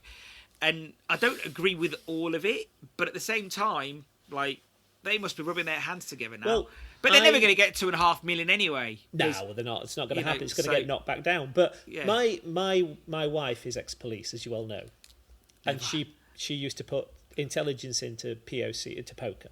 In fact. The Oddlift, the guy that did our wedding photography, was a policeman and was the poker officer. So he was the liaison. And I told her the story the other day, and she smiled. She went, "There's always a way. If they're not coming back to them with an offer or getting it done, there's always another way around." It's communication. Yeah. So anybody listening to this, just don't be. Your planning officer when you're doing anything is your best friend. I mean. I said to the lad that's taking the shop on, and he said, I want to change the sign. Speak to planning. There could be covenant. Check your planning applications. Check your planning licenses. There could be covenants on colours. There could be all sorts. Don't do anything without written confirmation. No. Don't just think, well, they came over and said it'll be okay. Yeah. That just means you still have to apply. Yeah. Sure. And you still want a letter or an email that says this, and then if they give you a letter, scan the bloody thing. Yeah, or log it with a solicitor or something. Ignorance is no defence. Yeah, and in some cases it has been in the past, but it looks like these guys ain't messing around at Lewisham Council. Well, I'm just wondering now if they're stretching it out to, for our industry, if they're stretching poker out for a planning contravention. I mean, what's going to happen next if they actually catch anybody? Defrauding the VAT? Are they going to take everything? Is it all going to now be POCA? And then, anything that you've got... Well, that is half the bomb. But they have developed a rather snazzy AI that is starting to hoover up data, and apparently that it's brought in $500 million this year to HMRC, and it's probably something we could do another little chat on some other time. We'll get some more information on it. I will get some. I'll have a look at it because it seems to be an interesting thing they've deployed. Yeah. Well, on to our last topic. McDonald's under pressure as equality watchdog demands tougher action on workplace harassment. McDonald's UK is being pushed harder by the Equality and Human Rights Commission to tackle workplace sexual harassment. The EHRC has extended and strengthened a legally binding agreement first introduced in 2023 after hundreds of new allegations, many from teenage employees, suggesting problems are continuing. The new plan forces McDonald's to bring in external experts, tighten safeguarding policies, audit complaint handling independently, expand training, including social media and grooming risks, and require franchisees to pledge compliance. McDonald's says it has made real progress, highlighting training, onboarding, 24/7 reporting platform, but critics argue it still looks like box ticking and franchise oversight is still the weak link. David, why did you choose this article? I think we're all starting now to transition from older members of staff to much younger members of staff, and I think as a business we don't realise that some of them have certain vulnerabilities and a completely different set of needs to what went before, and where you could get away with a bit of banter and from a 40-year-old woman perhaps who's working for you who gives it as good as they get it, kids don't see it like that. No. And I think we as an industry have got to adapt. And I mean, recently in the last few months we've had a chap in Nottingham that lost his business. You've talked about this with Charlie Collins. Yes, I don't want to name names. I don't want to rake you were so vague that I had to try and remember. I am trying to be deliberately vague. I think. Oh, you were good at that. Don't get me wrong. Yeah. I don't want to. I don't want to get into it. You were so vague, David, that I'd forgotten completely. Well, I'm sure people will be able to Google things. But yeah, I mean, there's real world consequences now to banter or outright harassment, and I just think that there's so much that we need as an industry. We need to learn. Do you think that these young people are going to get to the 30s and 40s and be like the 30s and 30-year-old people that are working now? Do you think this is something that's going to change over time? They get harder from working. I think so. You do. Yes, I think you get more hardened to because you've come out of a very nurturing environment with a school, and the people who are older than you are safeguarding you, or your teachers, and you take the banter and the insults from your peers. And when you get into a workplace and there's an older person there who they identify as an authority and a teacher, and then all of a sudden there was allegations of what they called groping, unwanted advances, bullying, racism, assault, sex for shifts, Oh, sorry. If you want extra, I shouldn't laugh, but extra shifts. My then niece you're going to have to at McDonald's, and barely most people didn't turn in, so no one's doing the sex for shifts, are they? Let's face it, their struggle was getting people to turn up for the shift. Yeah, well, this is the article that I pulled as well. One of the issues where if you got. So I think this article that we wrote found that when this was from EHRC said that the Equality Human Rights Commission. Yeah. Yeah, so which is a big hitter when it comes to... Yeah, absolutely. And it's roughly 1% of people complain that work at McDonald's. Yeah. I mean, they've got 135,000 staff, haven't they? And so 1% is like 100... That's 1,350. Let's say it's under 200. Let's give it 2% for argument's sake. Okay. I don't think it's that. A couple of thousand people. Yeah. It's a lot, but when you say it like that, it's a lot. Yeah. It's a lot, but it ain't a lot. Because if you think out of that many staff... but I remember, again, when my niece was working at McDonald's, she said to me, she was quite cool with it, but there was a couple of lads. One was a shift leader and one was just one that works there. And they were talking in the back, and one guy was saying that he matched with some girl on one of these apps, Tinder or whatever, and he was saying, I'm going to go out this weekend and I'm going to take her out and we're going to have a good time. A good time, elaborate. I don't want to be crude, but elaborate, yeah? Yeah. And another girl who was a bit older, let's say 21, and my niece was 19 at the time. She was offended and she complained to the manager and said that she felt that was sexual harassment. And reading between the lines, some of those things have also been logged. Yeah. And I don't know if that is sexual harassment. I think it's definitely crude. But I've seen worse in chip shops. I'm not going to lie. I was in a shop, I won't say where, because that would give it all away, and it's really not nice. And I remember a guy giving away wage packets one day when I was there one lunchtime in brown envelopes. And he said that every staff member, all the girls that wanted their wage packet, had to give him a kiss on the cheek. And as they were walking away, he'd give them a slap on the arse. And I said to him, you need to stop that right now. Like, not in front of them, I just pulled him to one side and said, you better be careful, mate. This was about 10 years ago. Did he later go on and get prosecuted? He did not, no. Oh, okay. This was about 10 years ago, and I said to him, you're going to get into serious trouble doing this. From what I was reading, I think it was about 42% of the allegations were upheld, and 58%. But that's 42% of 2%, isn't it? Like, yeah, so you're talking out of that 135,000, say 2,000 complained, about 1,000, 980 were actual. But the very fact it happens, and it shouldn't happen, because I mean it's not.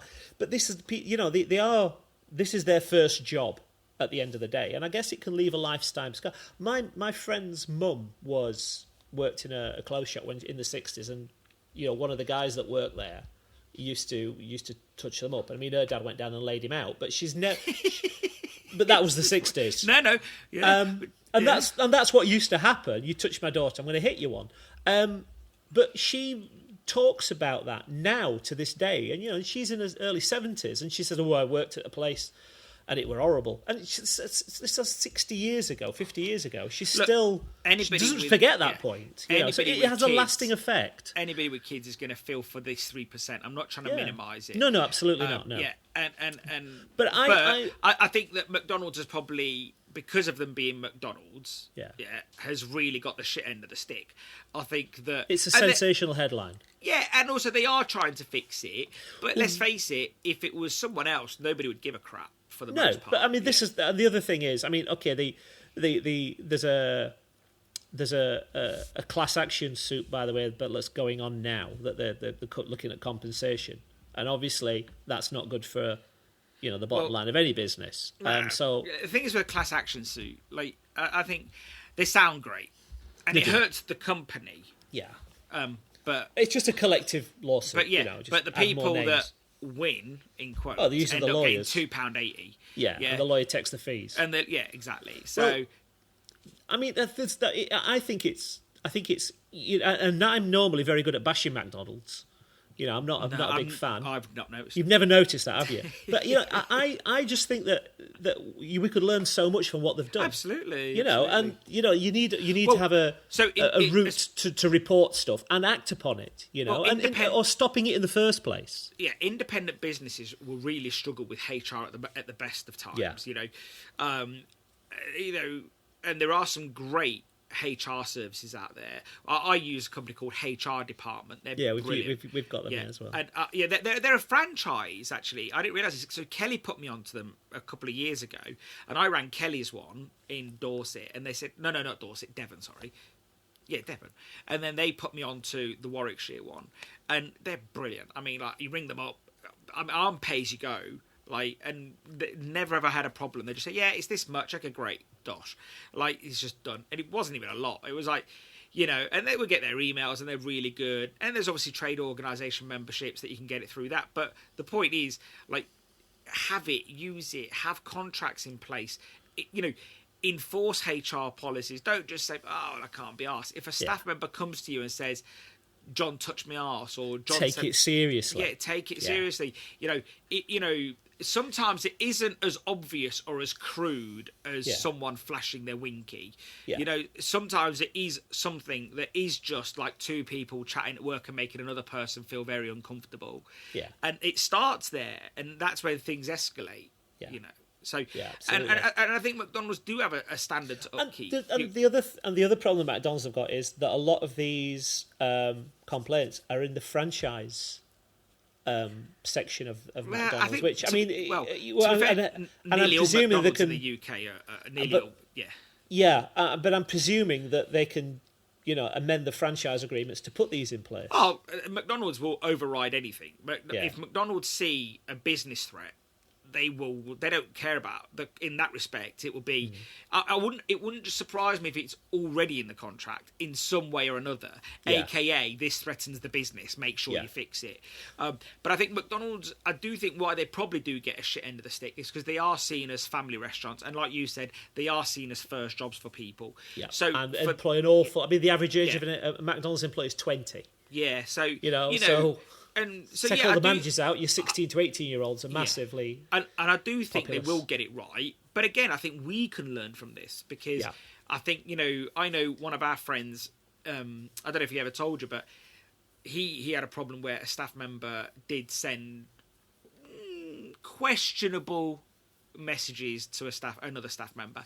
They weren't filthy, but he dealt with it early. Yeah. And I think that's something you can learn from this. It was, just to clarify, if we're talking about SM, it was a much older member of staff and a much younger person. Yeah. And he was, let's just say, in a sense, overly friendly. Complimentary and friendly. Yeah. And she dealt with it early on and said, I'm not too comfortable with this. And that's when you probably need to step in. Yeah, but sensibly, if I've got the story right, she had spoken to him in the past and said, "Can you stop?" And he hadn't. That I don't know, but yeah, I think so. I only know what happened in terms of the official investigation. But it was done swiftly and it was done well. Yeah. Look, and I don't think we have to go as far as what Mark Petru says, which is don't go in the fridge or walk in fridge or freezer with another member of staff. Like, not being funny, like if I need to jump in a fridge and get some tomatoes and jump back out, that's very different to me lingering in a fridge or freezer. Yeah, I mean, if that someone's been in the fridge getting something, I've just said, "Can you just stand there a second, or can you pass me?"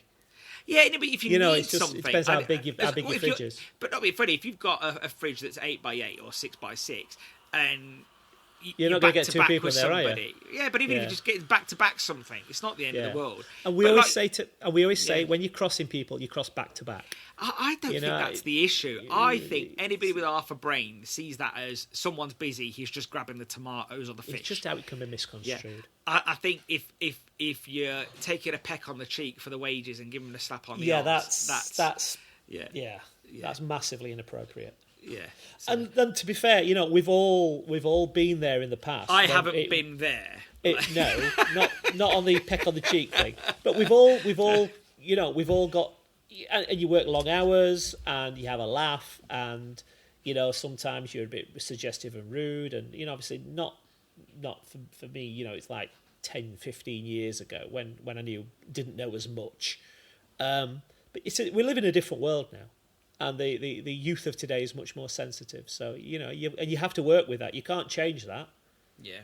Yeah, as a complete aside, that generation has been exposed to more porn than every other generation added together. So there's a weird disconnect where they're aware of the anatomy of everybody and everything, yet they're hypersensitive. All these topics, there's this dichotomy. It's so weird. It's such a huge gap between everything, when we said earlier that data showing that restaurants are closing, but we're also seeing data that some are opening, and yet we see here that kids are sensitive. But what is it they said the average 14-year-old boy today has seen more naked women than Henry VIII.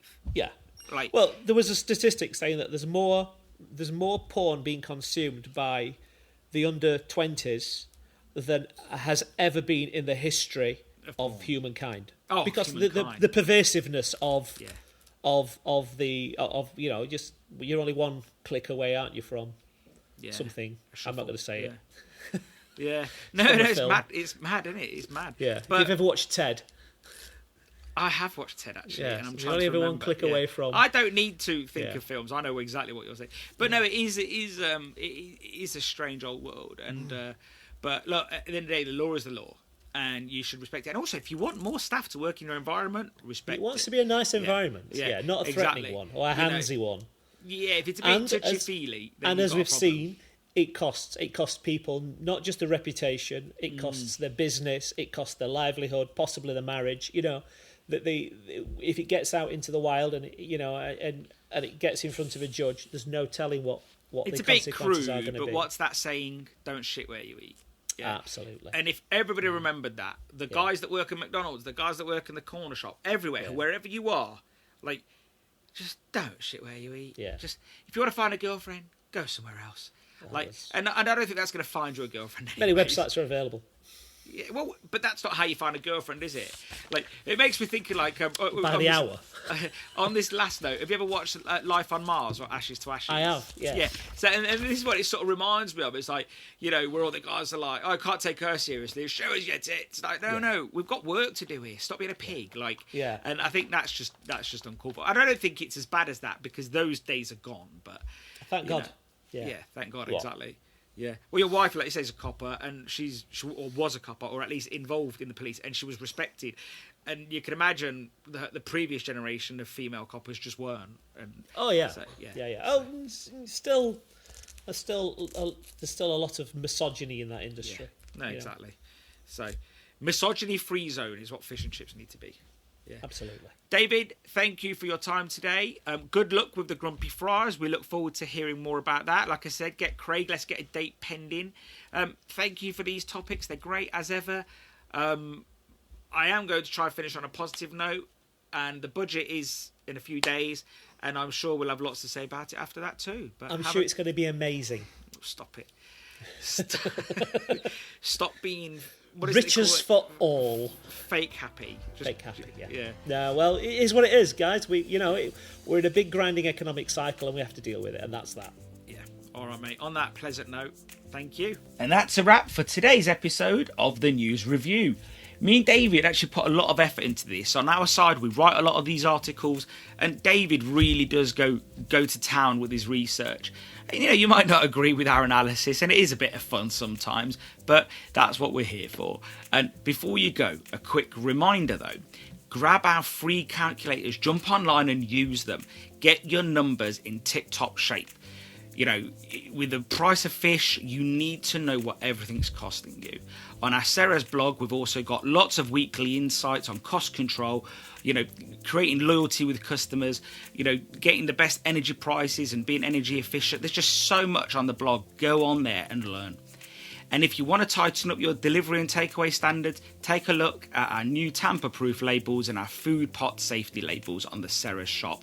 They're designed to stop leaks, lock in heat, and give customers total confidence.